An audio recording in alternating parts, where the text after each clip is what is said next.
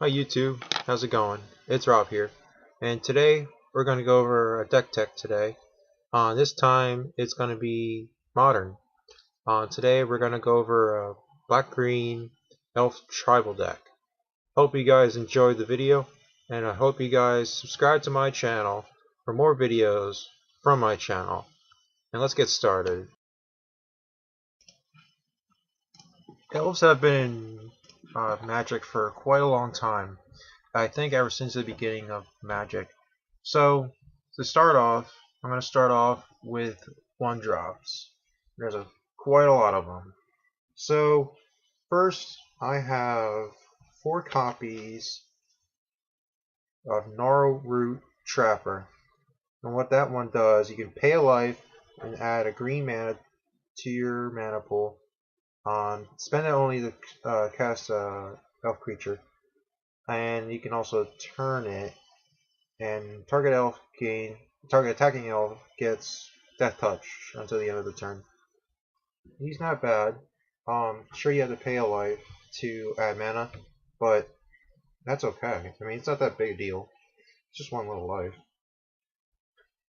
Another 1-drop is Elvish Mystic, an elf druid 1/1. You can turn it, add a forest, and it costs 1 forest.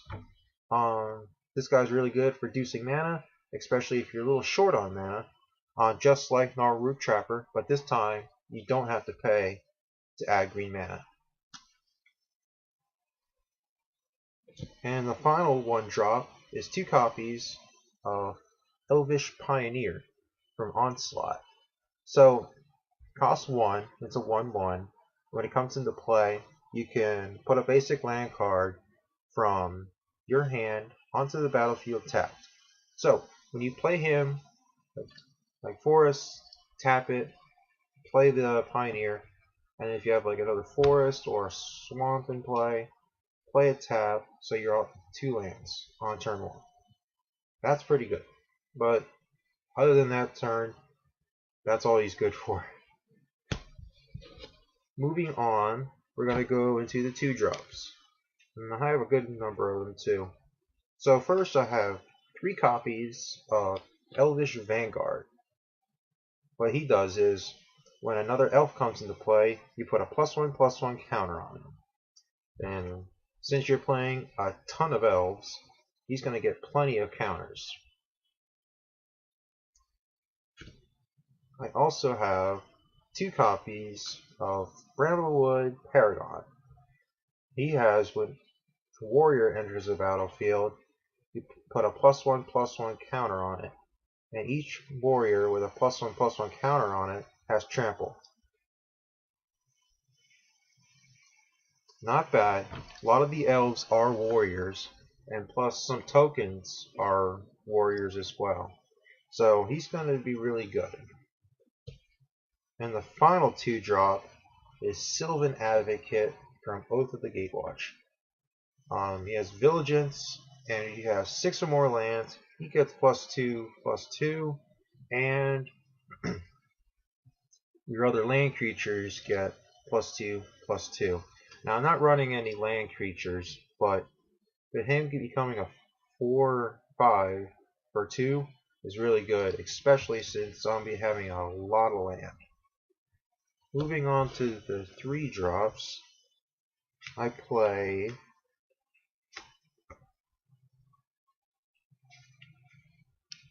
just a second.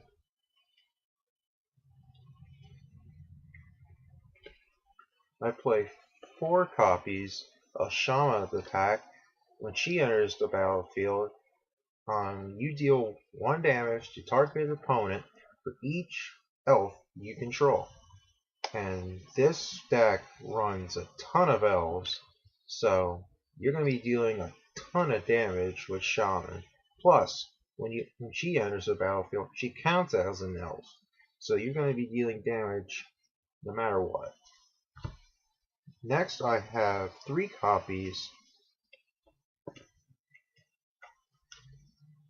of Elvish Archdruid. He has, I'll give you other elves +1/+1. You can tap him, to add a forest equal to the number of elves you control.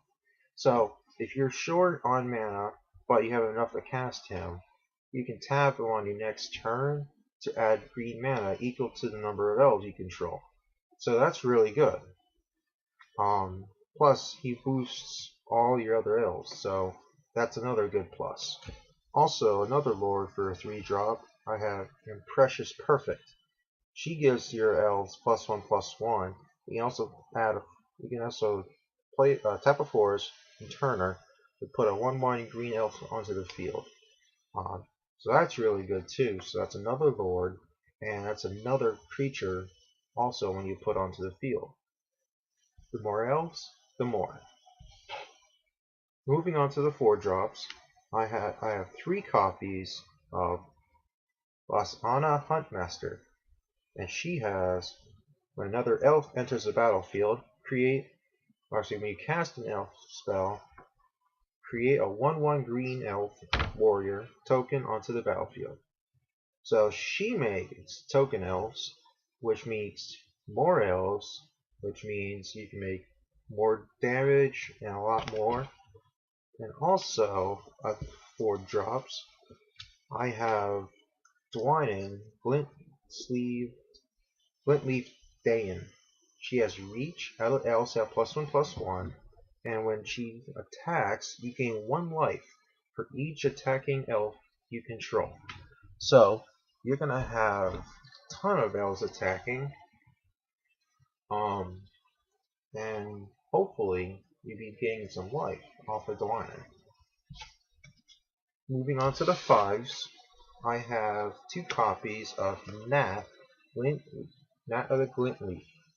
And at the beginning of your upkeep, you can have target opponent discard a card. And whenever they discard a card, you can put a 1/1 green elf warrior token onto the battlefield. So more tokens for you, makes more elves, and more damage. So that's really good. And finally, we're going to move on to the other spells. Starting off low, we have a 2-drop Durable Handicraft. What this does, when a creature enters the battlefield, you can pay 1.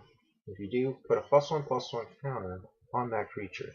Then you can pay 6, sacrifice Durable Handicraft, and put a +1/+1 counter on each creature you control. Not bad, since you're going to have a ton of creatures. Moving on to some 3-drop spells, we have Bow of Nelia. Attacking creatures have Death Touch. You can also pay 1 in the forest and turn it to put a +1/+1 counter on target creature, or let it deal 2 damage to target creature with flying, or you gain 3 life. Or put up to 4 target cards from your graveyard on the bottom of your library in any order. So that's really good too. And it's an enchantment, so you can have it. Actually, no, it's an artifact, enchantment artifact. So you can have it do as much as you want.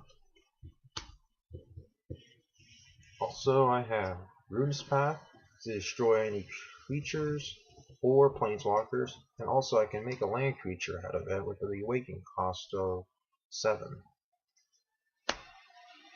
Plus, since we're playing a lot of low drops, Collected Company can come in handy too. I can look at the top 6 cards of my library, put 2 creature cards with 3 less mana onto the field, and then put the rest on the bottom of my library. So that's really good as well. And finally, the last card I play is the Immortal Sun. It's a legendary artifact. Players can activate planeswalker abilities. At the beginning of my draw step, I can draw an extra card. Spells cost 1 less to cast, and creatures I control get +1/+1. So that's really good too. And finally, to round up the deck, I run 9 basic swamps, 9 forests, and 4 blooming marshes to equal out the 22 lands. And that's my 60 card deck.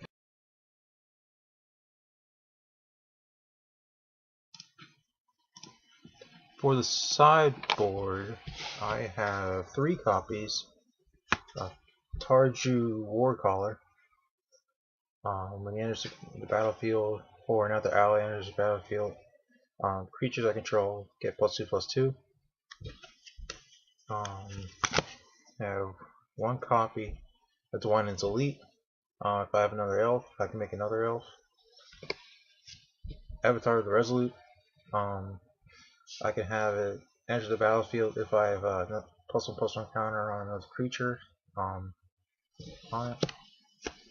Clip wings to get some things away, destroy some things with flying. Grasp of Darkness, give a thing -4/-4. Fatal Push, get rid of some small things, which always is good.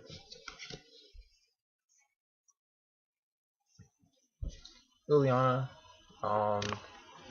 just when something dies, I can flip her and make her a planeswalker. Only in for the sideboard. Despise, get rid of some big creatures. Duress, get rid of some good spells or planeswalkers. Mrs. Renewal, get 3 lands and gain 7 life. Yeva, Nature's Herald, give my green creatures flash, which is always pretty good. I run 2 copies of that for the side. And finally, Beastmaster's Ascension. Everything that's attacking, put + counter on it, and then if I have 5 or 7 or more creatures, I can still get +5/+5. And that'll do it for the sideboard. Thanks for watching, everyone. And this video will go on my YouTube page. I might put it on Twitch. Thanks for watching, and have a great day.